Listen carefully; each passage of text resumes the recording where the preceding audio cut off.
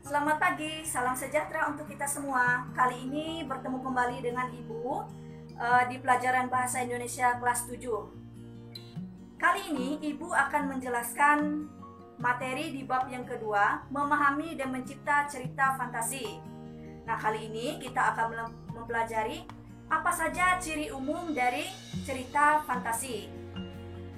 Nah, cerita fantasi merupakan cerita yang dibuat berdasarkan daya imajinasi dan daya hayal dari penulis cerita tersebut. Nah, apa saja ciri-cirinya? Ciri yang pertama, ada keajaiban, keanehan, dan kemisteriusan di cerita tersebut.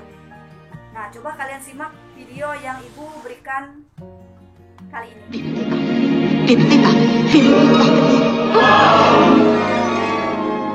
Why, it's like a dream. A wonderful dream. Nah, Cinderella, dia berubah wujudnya, berubah bajunya menjadi gaun yang sangat bagus, yang sangat indah karena disihir oleh ibu perinya. Ibu perinya punya kekuatan sakti. Tinggal diarahkan tongkat ajaibnya, berubahlah baju Cinderella menjadi gaun yang cantik. Itu kan suatu contoh keajaiban dalam cerita yang tidak mungkin terjadi di kehidupan nyata. Kemudian yang kedua, ciri umum yang kedua itu ide ceritanya terbuka pada daya hayal penulisnya. Maksudnya di sini daya imajinasi penulis itu sangat menentukan menarik atau tidaknya cerita tersebut. Jadi daya hayalnya bagaimana dia mengolah cerita ini, cerita fantasi tersebut, bagaimana tokohnya, bagaimana alur ceritanya, itu bergantung pada penulis cerita tersebut. Kemudian yang ketiga, nah ciri umum yang ketiga ini dia menggunakan berbagai latar. Jadi penulis cerita ini dia menggunakan berbagai latar pada cerita tersebut. Nah, bisa saja misalnya contohnya di cerita Doraemon. Nah, pernah tidak dia memakai mesin waktu, tinggal dia setel alatnya, tahun berapa, kemudian mesin tersebut atau alat tersebut akan mengantarkan Doraemon dan Nobita ini menuju waktu yang diinginkannya. Itu satu contoh. Dia menggunakan latar sekarang ini, dia menuju ke latar yang diinginkannya. Misalnya Doraemon ini ingin pergi ke masa depan. Nah, tinggal dia setel tahun berapa. Nah, langsunglah alat ini mengantarkan mereka. Jadi itu maksudnya. Jadi latarnya itu tidak terpaku pada kehidupan nyata. Jadi ini sesuai dengan cerita yang ingin ditampilkan oleh penulis cerita tersebut.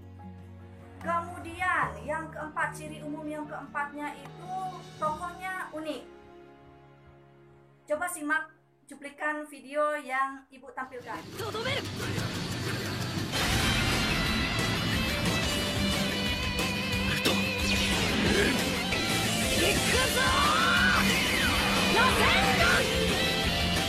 Nah, tadi kalian sudah menyaksikan cuplikan videonya. Coba kalian lihat. Nah, apa saja keunikan dari tokoh Naruto ini? Yang pertama, dia punya kekuatan sakti.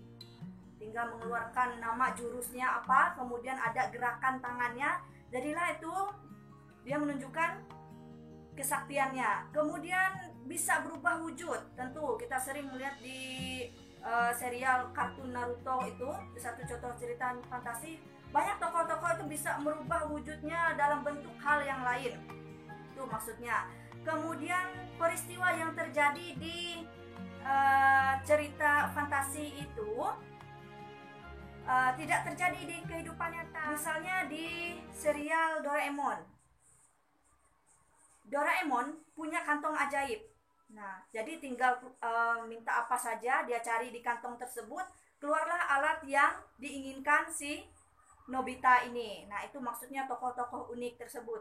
Kemudian di cerita, misalnya di cerita Barbie. Nah, tokoh perempuannya ini bisa berubah ke bentuk yang lain, misalnya jadi putri duyung, kemudian bajunya berubah menjadi baju yang bagus, punya kekuatan yang tidak dimiliki oleh manusia yang nyata. Nah, itu maksudnya tokoh unik tersebut.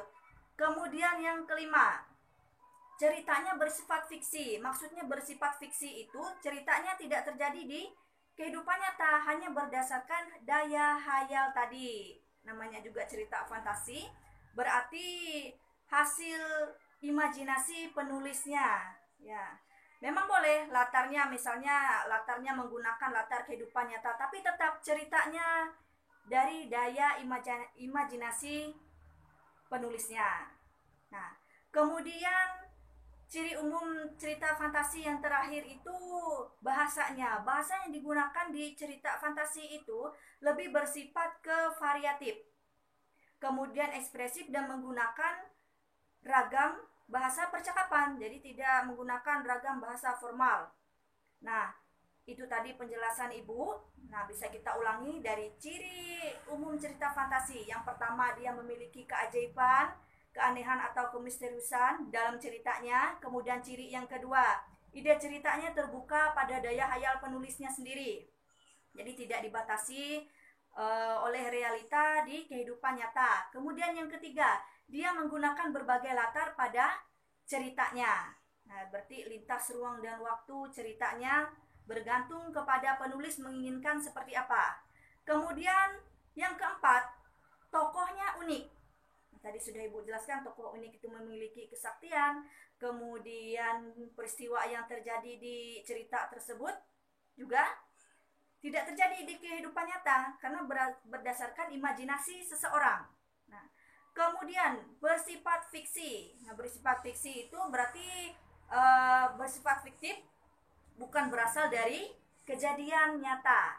Ya, tetapi dapat diilhami oleh latar atau objek kehidupan nyata, tetapi dirangkum ceritanya ke dalam imajinasi seseorang sehingga menampilkan atau menciptakan satu cerita fantasi yang sangat bagus sekali.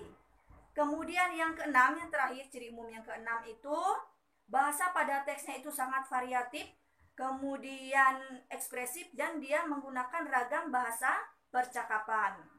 Nah, Ibu harap penjelasan Ibu tadi membantu kamu belajar mengetahui apa saja ciri umum dari cerita fantasi. Silakan buka buku paketnya di bab yang kedua, memahami dan mencerita cerita fantasi. Silakan kamu baca, di situ ada contohnya.